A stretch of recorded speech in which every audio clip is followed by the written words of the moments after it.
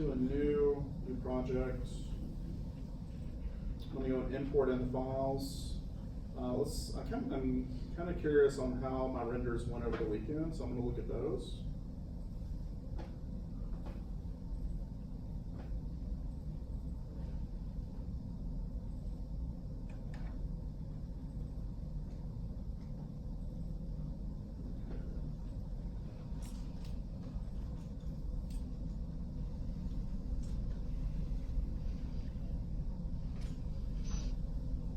Actually, I don't know if any of these actually finished, so we can test. Maybe 1034. Actually, let me check and see which one has images in it.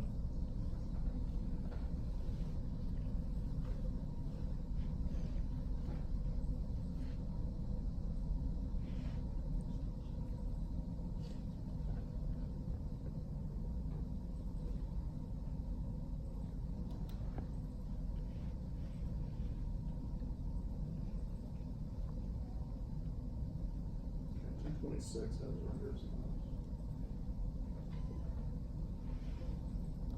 Okay. All right, so I'm gonna grab the first one. Make sure it says open EXR sequence here. If it doesn't, just click on it. It should honestly see it by default and just go ahead and check it. If it doesn't allow you to see it as an EXR sequence, it's just gonna bring it in as like a one image by itself. Something's not working, so it may not see the other files as part of the sequence. So what you wanna just kind of check and make sure is that the names are kind of consistent with just the frame numbers changing. So if there's like a defined change in the name, it could be somewhere like maybe you start and stopped and maybe like change like the name of like the scene or something from like, if you do it incrementally, maybe it's like scene 1 and then you try to bash into like scene 2 and they're just not seeing themselves as like part of the same sequence. It's weird, I've had it happen. You can like maybe bring them in as like 2 separate clips, or you could go in and just like manually like rename like each one of the files to like match what you have.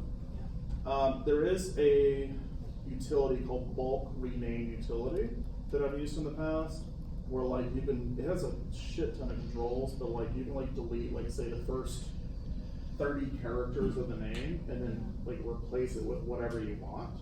So you can like copy and paste and it'll just rename a whole bunch of stuff. So it's a really kind of interesting utility. I've used it for this, I've used it for like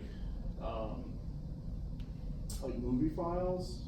Like I've done it for that because like a lot of times when you like rip a DVD, it'll give you like a bunch of like trash you don't need in the name. So you can use it like, it's just a bunch of stuff you can use it for. So it's a bulk rename utility is what it's called. Okay, so anyway, gonna import. Okay, so this is interesting. So this particular file was actually set up on 2 different computers, and so it's telling me it's missing 11 frames. This is kind of useful because then if I need to go back and re-render those frames, I know which ones I'm actually missing. So I'm missing 50 to 60, so just in the future. But I can still preview it here. All right, I'm gonna go ahead and right click and do a new composition. I'm gonna give it my shot number, 1026. I wanna make sure that my width and height is what I want it to be. So right now it's just 1920 by 1080. So my frame rate is actually 24 frames a second. So I'm gonna go ahead and change that over to HDTV 1080 24.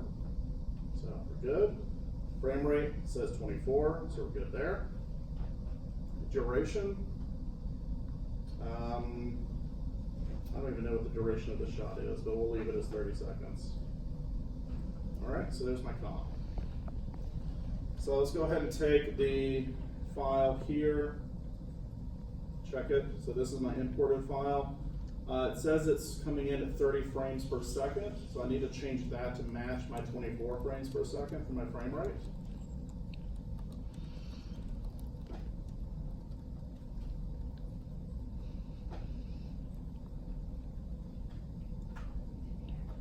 Good there. it looks like I've got about 406 for my seconds for the length of it. So there we go.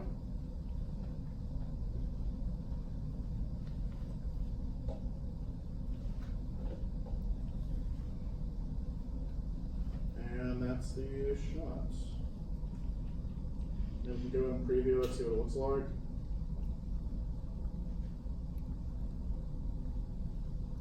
See how far 16 gigs of RAM gets me for RAM previewing.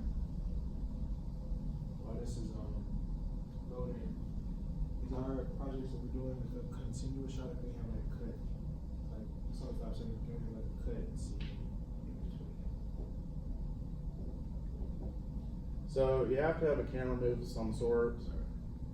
If you want to do a cut, if you feel like you can get away with it without it being like really abrupt, then you can do it. But with 5 seconds, you're not going to be given a whole lot of time to really do anything with it. So, all right.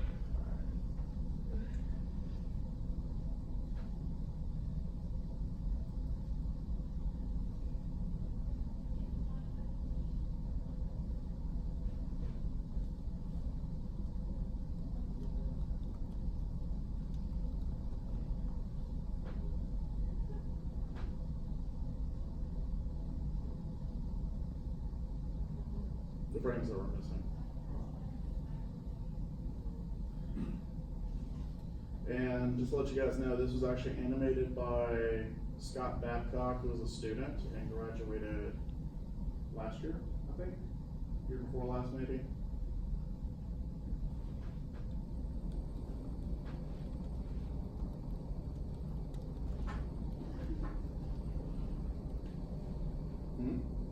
The other copy.